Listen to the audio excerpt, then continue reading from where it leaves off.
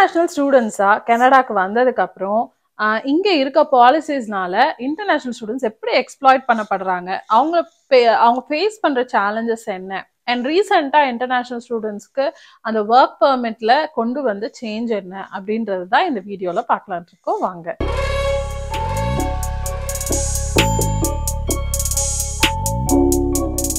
கனடாவை பொறுத்த வரைக்கும் இன்டர்நேஷனல் ஸ்டூடெண்ட்ஸோட ஸ்ட்ரென்த் பயங்கர ஜாஸ்திங்க. இதுல வந்து மெயினா இந்தியா, சைனா, பிலிப்பைன்ஸ் இங்க இருந்தெல்லாம் வந்து 100,000s and thousands of people வந்து வந்துட்டு இருக்காங்க படிக்கிறதுக்காக மட்டும். இது ஏன் படிக்க வராங்க அப்படின்னு பாத்தீங்கன்னா, இங்க படிக்க வந்ததுக்கு அப்புறம் அவங்களுக்கு போஸ்ட் கிராஜுவேட் ஒர்க் பெர்மிட்னு ஒன்று கிடைக்கும்.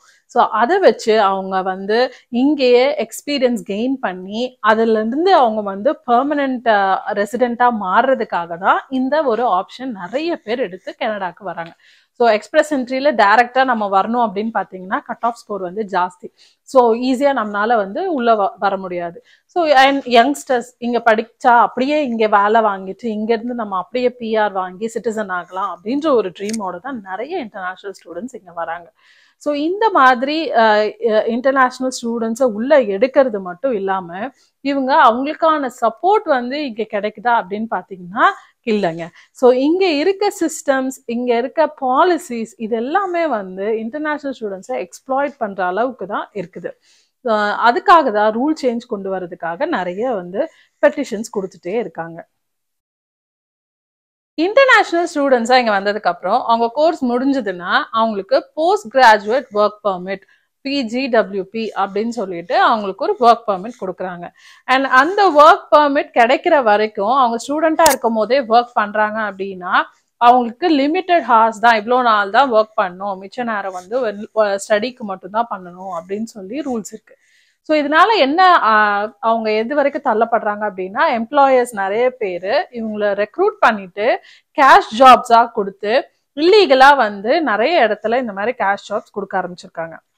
அண்ட் அதே மாதிரி எக்ஸ்டென்ஷன் நம்ம அப்ளை பண்ணோம் அப்படின்னா சில பேருக்கு லேட் ஆகுது, இல்லை கிடைக்கல அப்படின்னா கூட அவங்க என்ன பண்றாங்க அப்படின்னா எக்ஸ்டென்ஷன் கிடைக்கிறதுக்காக ஃபேக்கா பேரோல் ரன் பண்ணி இவங்க எங்களுக்கு கீழே தான் இன்னும் ஒர்க் பண்ணிட்டு இருக்காங்க அப்படின்னு சொல்லி ஃபேக் பேரோல்ஸ் ரன் பண்ணி இருக்கிற சிஸ்டம் வந்து இல்லீகலா வந்து எக்ஸ்ப்ளாய்ட் பண்ணிட்டு இருக்காங்க. ஸோ இதை தான் வந்து மாத்துறதுக்காக ஒரு புது பெட்டிஷன் வச்சிருக்காங்க. அதாவது இன்டர்நேஷனல் ஸ்டூடெண்ட்ஸா இப்போ 1 year கோர்ஸ் 12 months கோர்ஸ் இங்க எடுத்துட்டு வராங்க அப்படின்னா அவங்களுக்கு கொடுக்கும் போதே 2 yearsக்காவது அட்லீஸ்ட் ஒர்க் பெர்மிட் கொடுங்க. And more then 1 year course அப்படின்னா 2 yearsல இருந்து 5 years வரைக்கும் அவங்களுக்கு நீங்க ஒர்க் பெர்மிட் அலாட் பண்றதுக்காக ஒரு பெட்டிஷன் வந்து கனடா கவர்மெண்ட்க்கு வச்சிருக்காங்க. இது வந்து பெட்டிஷன் மட்டும்தான் வச்சிருக்காங்க, இன்னும் வந்து எந்த அப்ரூவலோ இல்லை அந்த ஸ்டேஜுக்கெல்லாம் இன்னும் எதுவும் போலங்க. ஸோ இது அண்டர் கன்சிடரேஷன். இது இல்லாம ஆக்சுவலா கொண்டு வந்த சேஞ்ச் என்ன அப்படின்னு பாத்தீங்கன்னா, எக்ஸ்டென்ஷன் பண்றவங்க இல்ல ரெனியூவல் பண்றவங்க அந்த post graduate work permit apply பண்றவங்க இவங்க என்ன பண்ணிட்டு இருந்தாங்க அப்படின்னு பாத்தீங்கன்னா, ஒரு ஆப்ஷன் வந்து நம்ம ஆன்லைன்ல நம்ம அப்ளிகேஷன் ஆஸ் யூஷுவல் எப்படி எக்ஸ்பிரஸ் என்ட்ரிக்கு நம்ம சப்மிட் பண்றோமோ இல்ல யூஷுவல் ஒர்க் பெர்மிட் எப்படி அப்ளை பண்றோமோ அந்த மாதிரி அப்ளிகேஷன் சப்மிஷன் இல்லாம பார்டர் கிராஸ் பண்ணி நம்ம வந்து இமிகிரேஷன் ஆஃபீஸர்ஸை நேரா நம்ம மீட் பண்ணி அந்த ஒர்க் பெர்மிட்டை வாங்குறவங்களும் இருக்காங்க. ஸோ அது எப்படின்னா, இங்க கனடால இருந்து ஜஸ்ட் அவங்க யூஎஸ் பார்டர் கிராஸ் பண்ணிட்டு திரும்ப அகெயின் அவங்க உள்ள வந்து இந்த மாதிரி நான் ஒர்க் பெர்மிட் அப்ளை பண்றேன், எனக்கு எக்ஸ்டெண்ட் பண்றேன் அப்படின்னு சொல்லி இதுக்கு பேர் தான் ஃபிளாக் போலிங் அப்படின்னு சொல்றாங்க. ஸோ இந்த மாதிரி ஆக்சுவலா இது வரைக்கும் அப்ளை பண்ணிட்டு இருந்தது ரொம்ப ஜாஸ்தியான பேர் அப்படின்னு சொல்றாங்க. ஸோ இந்த இதுல என்ன அப்படின்னு பாத்தீங்கன்னா, அவங்க ஏன் இதை ஸ்டாப் பண்றாங்க அப்படின்னா, இது ஃபேரா இல்லை, அப்ளிகேஷன் நார்மலா அப்ளிகேஷன் நம்ம வந்து ஒன்று போடுறோம் அப்படின்னா அது டைம் எடுக்குது. ஸோ அந்த டைம் விட இது குவிக்கரா இருக்குன்னு சொல்லி தான் நிறைய பேர் இந்த சிஸ்டம் யூஸ் பண்றாங்க.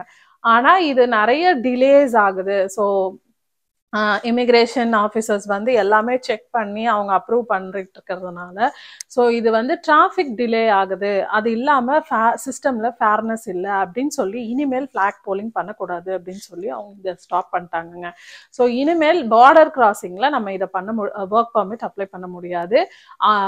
ஃபார் த இன்டர்நேஷ்னல் ஸ்டூடெண்ட்ஸ் அவங்க வந்து இனிமேல் ரெகுலராக நார்மல் ப்ராசஸிங்கில் தான் அவங்க அப்ளை பண்ண முடியும். ஸோ அதில் என்ன டைம் எடுக்குமோ அந்த டைம் இனிமேல் எடுக்கும்.